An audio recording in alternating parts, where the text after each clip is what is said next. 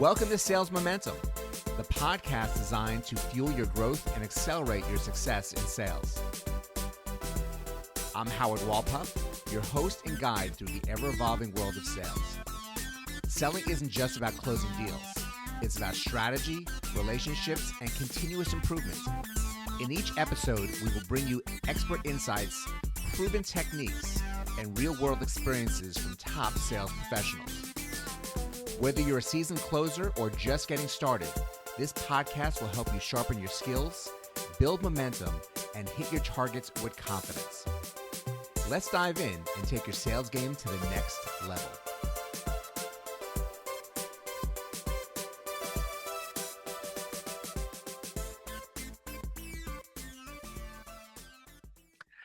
Welcome back to Sales Momentum. This is Howard Wolpoff, your host. I'm glad you can join us today because we're going to have another conversation about success in sales and really showing growth in a company and what really good thought, good idea, and good sales background can really do to help a company grow. I really have a very exciting guest with me today who's been involved with a number of things, but really has made a mark in his industry, in his marketplace. His name is known as Professor Pete Alexander. He's the co-owner and president of Office Plants by Everything Grows, and they provide California organizations with quality design and maintenance of lush living plants in office environments, and also can really show the results of how having that within your office can really make a difference in experience and productivity for your staff, and there's a lot more to share about that. So, Professor Pete, welcome to our conversation. Howard, thank you so much for having me on your great show. Well, I appreciate you being here and very excited to learn more about your experience and success in sales. You've definitely had you have a great story to tell about your business that you bought I think back in 2004. So, and really you've seen some great growth in that. So why don't we start there of what led you to buy a business and how excited are you about how it's grown over the course of time? Yeah, it's interesting. I was corporate up until purchasing the business. And what spurred me to want to buy a business, I had thought about being an entrepreneur for a long time, and I had tried different things and nothing had really stuck. And then I was working for the second company in a row that was getting purchased by its main competitor. And I thought to myself, okay, this time around, the first time they had kept all of us in the sales and marketing department. This time around, they were not. And I thought, well, maybe it's time to get out on my own and have a little bit more control of my career. So I started looking for businesses, and I didn't want one that was, I knew I didn't want to be in the restaurant business because I had done that when I was in high school. And knew how hard that was and how much wastage there was, and you're so dependent on foot traffic. And I also didn't want a typical retail business because the hours that you have to stay open are ridiculous. So I looked around and happened to find this business, the listing, and I thought, that's interesting. I hadn't thought of that as a business. And, in general, it's business hours, so 8 to 5 Monday through Friday, and so I thought, well, let me take a look at this, and did some investigation. Got excited about it and decided to buy it. My excitement made me overlook certain things that I should have looked at that were concerning about the business, and didn't learn until after I had bought it.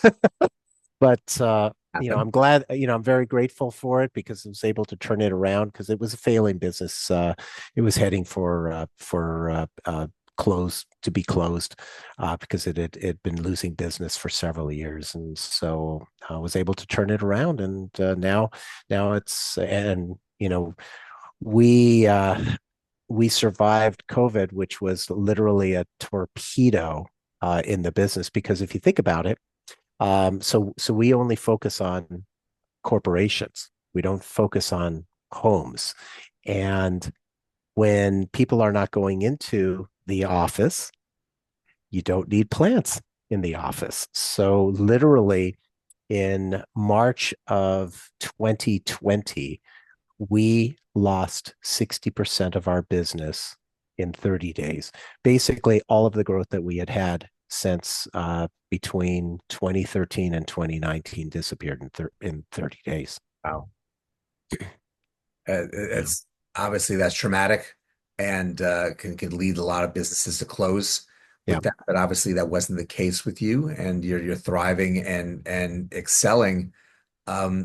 Especially in an environment where you're in Northern California, and I heard a lot of Mm-hmm. different stories about specific San Francisco business parks where they're relaying it more on the story of restaurants and food trucks where those were failing because no one was going into the offices and no one was Yeah. returning back when people started coming back. They reconstructed those businesses to be remote worker businesses. So Mm-hmm. how were you able to address that painful moments and work through it and thrive?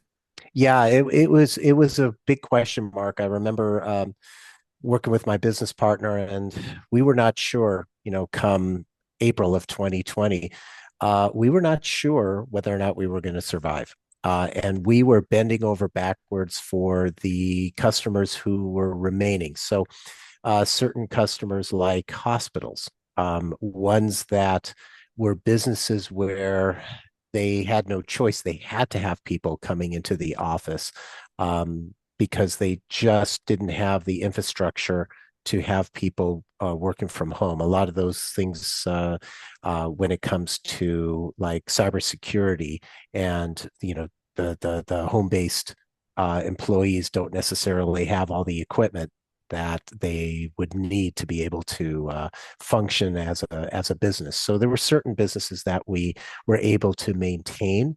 Uh, and so what we did was we just customized whatever we had to do to work with each individual client that we had left.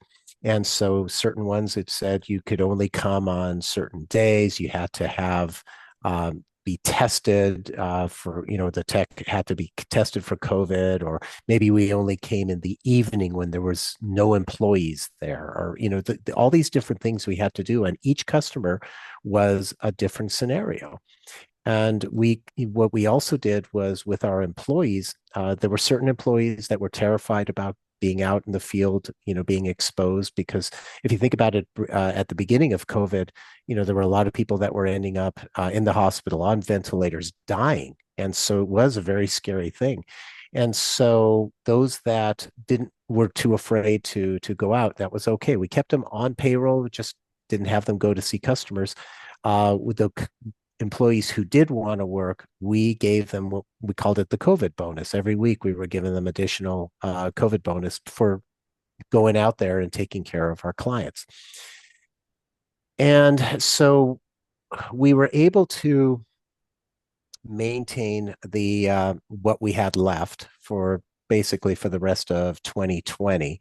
And then it was about trying to recover that other 60% in 21, 22, 23. And slowly but surely it started coming back. And now I'm grateful to say that at the end of 2023, we were back whole again. And so it's we don't take this business for granted, and we really feel like we are stronger than ever because we literally took a torpedo, multiple torpedoes with COVID, and have been able to survive. Lots of our competitors did not. Lots of them did not. In fact, we acquired a couple of them that just couldn't do it anymore. So, so it's definitely something where we're very grateful about being able to still be here and be here stronger than ever. And it all goes back to our employees. We basically, our employees rallied, and we were able to keep the business going. Well, that's fantastic. It really is a story of determination and for good planning to be able to work with your staff that way, to work with the clients that way, and obviously gave you strength of how to move forward into last year into this year with Mhm. a strong focus of look what we accomplished and now what we can do. So Mhm. what how do you go about your sales process? Uh, what kind of team do you have? What kind of work are you doing to prospect or to drive your own leads to come in? Mhm. Well, our number one lead source is referrals from existing clients. So that we're always grateful for. And that just shows that our clients appreciate and like what we do as a service. So that's number one. Secondarily is networking with other complementary businesses that share leads basically. And one of the big leads that a company like myself would have is companies that are moving, because when a company moves, there's this one-time budget typically that a company will have to make a new decor, put the new furniture, a new artwork, let's say, and plants would be part of that. And so when we are aware of particular companies that are planning to move, we can reach out to, whether it's a facility manager, office manager, whoever it is that's a key point person for that, and come in and give them a proposal, because we're one of the few companies that will actually design uh, a uh, a plant installation where they could see exactly what it's going to look like before we bring the plants in, so they can visualize it quite easily versus just, oh, okay, we're putting a plant here, a plant there, that doesn't, and then take a look at a picture in a catalog or something. People can't visualize that as easily as they can pictures of the facility and what exactly the plant's going to look like, what exactly the container is going to look like, et cetera, to match the decor. So we do that, and then we also do Google Ads, and so that's always a one that's beneficial for us, because there'll be people who are, let's say, unhappy with their current plant service, and they Google other plant companies, and so we want to be able to come up with that, and so we'll get a lot of inquiries on our website for that, or they'll call us directly. Well, setting up those types of relationships are really they're extremely valuable, and the fact that you've been able to set up so many over the course of time, and Mhm. that the gift that keeps on giving is really a sign of your success and sign of things to come, because they're going to continue to do that. It really is I guess you have those one-off opportunities when someone is starting anew with a new location, but I guess that also sets you up to continue with them as those plants, I guess, sometimes need nurturing depending on what kind of level of green thumb the staff has at those locations, whether they need Yep. to be replacing things faster than others. As I reflect to a plant that's sitting in my backyard, and my wife put that shouldn't be there. Um, but also, I guess you can grow with them and with different opportunities as different events and different thought processes of how the office should feel come about. Yeah, exactly. And as whenever if you look at a client and you want to have a win-win situation with them, it's the worst thing you can do is sell the business, sell the service and then ignore them. You want to be able to build that rapport with them, and over time, as you're mentioning. And so that's where they'll refer other peers to us, as well as when somebody, let's say our key contact that brought us in, our goal when we bring in the plants at the beginning is to make sure that our key contact is the one that gets the benefit from that, because somebody will say, "Oh, wow, that plant looks great," and you say, "Oh, well, thank John Smith or Jane Doe, because they're the ones that brought us in." So they get the credit for that. But then also, when that person, let's say, decides that they want to move from one company to another, guess what? If we've got a good relationship with them, we're likely to be brought in to that new location as well. So that's where we're building relationships with the clients and continuing to build relationships with them over time is so critical because it costs a lot of money to generate a new customer from scratch. You have to do the advertising, you have to make the efforts on the networking, et cetera. But if you've got a happy customer who's willing to be a testimonial for you, that's gold. I did my dissertation when I was working on my PhD on word of mouth. And word of mouth is the most powerful form of marketing you can have because think about it. Let's say that you see an advertisement for interior landscaping.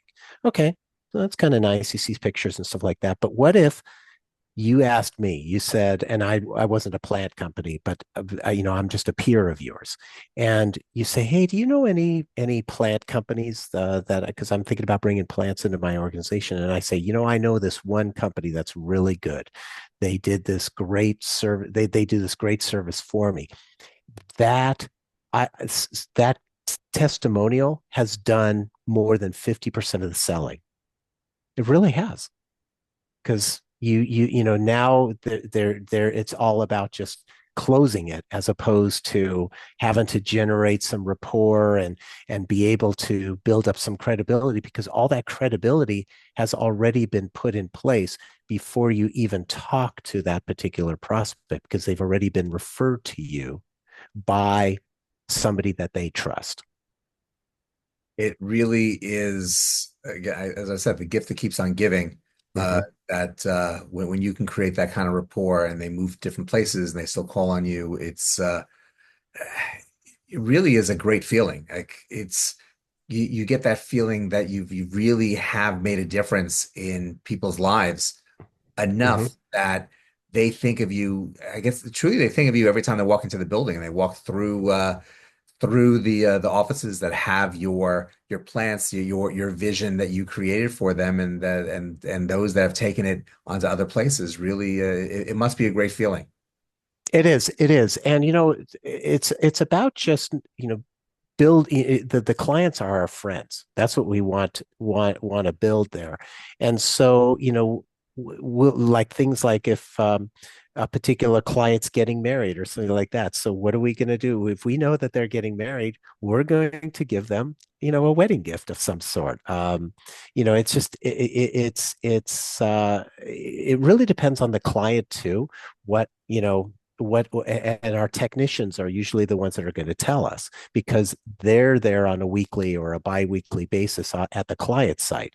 So they're part of the staff basically at that facility. And so they're going to hear something and then they ping us and they say, oh, you know what, so and so is maybe having a baby or whatever it happens to be. And so we want to make sure to take go the extra mile for them. So why don't we turn the direction a little bit? Like, do you have any examples of some really tough sales experiences you've had that you've ended up, I guess, on the successful side of it as the process came through? Yeah, it's interesting. So we had I'll tell you about one first that I learned from experience. So when I mentioned when I first bought the business, it was a failing business, and I basically did everything I could to maintain who we had left back into 2005, and it wasn't a lot of clients, but it was enough to keep the business going. And for that first year, it was a struggle because, when you have a downward trend, you have to stop that downward trend first. And so there was a lot of effort just to try and flatline it. And it wasn't until I was able to close um, the biggest customer in the business's history before we started seeing it go back up. And at that point, I thought, wow, this is great. It's fantastic. And so we had a 3-year contract with them and built a great rapport with them. The only problem is that when you have a client who basically has a very large organization that owns them, what ends up happening a lot of times is that they'll go to a national supplier. And so we have one 800-pound gorilla in our industry who basically, for lack of a better word, drops their pants on proposals. Basically just says, whatever you're paying, we'll give you a 30% discount on that. That's that's their selling process. Yep. And then here's the worst part is that then they come in, they take over, and then they don't do good service.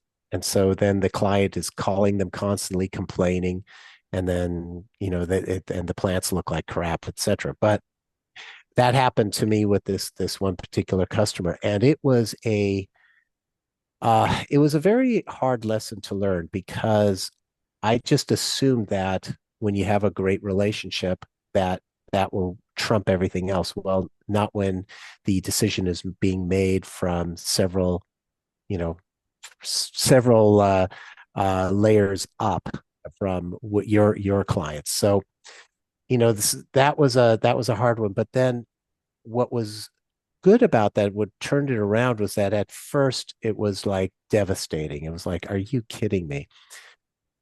After the poor me of that, few hours or whatever it was like, okay, so what do we do with our other existing clients? And maybe what we can do is we can build more business directly from them. And that's what got us to start asking for referrals from our existing customers. It was because we lost that one big customer for something we couldn't control. And that was where we started saying, okay, we need to tap into the power of our existing client base. And it turned into a wonderful sales opportunity for us. And not only from a getting referrals, uh, but also whenever our clients want to, let's say, do a refresh. Maybe they want to do different containers. Maybe they want to put container or plants in different locations. Maybe they need something to that they hadn't thought of before. Like for example, we were the first ones in our market to put portable plant walls. So what those portable plant walls could do, they were on wheels, and you could bring them and put them in between, let's say, desks, so that workers could be at their desks and feel like they still had some privacy versus a traditional cubicle wall that is so sterile. You had live plants. Bulletin board. That's about it. Exactly. And and you could move those. So you could have so somebody might want it for a meeting, for an hour. Okay, so you've got it. And then somebody else wants it for another meeting. And so, these plants are moving around in a big open space, but they were being utilized wherever the employees wanted it. And that was, a kind of innovative thing to do. And that was something that we had put in several clients who hadn't thought of doing that before. So it opened our eyes in terms of different sales opportunities that wouldn't necessarily have come to fruition had we not kind of got slapped, or I felt like I got slapped in the face of that big customer who we had bent over backwards for and then lost 3 years later, because somebody high up made a decision without asking our client, our direct client, what they preferred. Well, life is full of experiences. You've clearly found some great ones in even from the negatives of how to build the business, how to build a rapport with your clients and create new and exciting opportunities for them to better and brighten their offices. So Hmm. it's great that the business is thriving. And I really appreciate that you came to join us to share your successes. It was really this is a fantastic success story, considering even more so what happened in COVID and what's going on with office space and how it's being utilized. So Pete, thank you so much for that. What's the best way for people to get in contact with you if they want to learn more, or even more so, they're in the area and want to take advantage of your services? Sure. It's the best place to check out our company is officeplants.com. Easy website there. You can take a look at all the different plants, different ideas, etc. And happy to talk about giving you guys a proposal if you'd like to check that out. And then for me personally, you can come to my website, which is petealexander.com, petealexander.com. That's got all my other resources, including the Office Plants website too. Well, this is great, Pete. Thank you so much for joining us, and best of luck as this year goes forward. Well, Howard, thank you so much for having me on your show, and I really appreciate your listeners' time as well. And thank you all for joining us as well. This is such a great story of success, of learning on the fly of how to rebuild a business that probably was not part of the expectation, but really making a business thrive, and even more so after such a drastic drop because of COVID. Please visit Pete's websites and take advantage of his knowledge in addition to his services, especially if you're in the Northern California area. But go out, have a great rest of today, and we'll see you next time. That's a wrap for this episode of Sales Momentum. I hope you picked up valuable insights to fuel your sales success. If you're ready to take your sales game even further, visit howardwalpuffswc.com for coaching, resources, and more strategies to help you close more deals and build lasting momentum. Thanks for listening. Don't forget to subscribe, share, and keep pushing forward. Until next time, keep selling with confidence.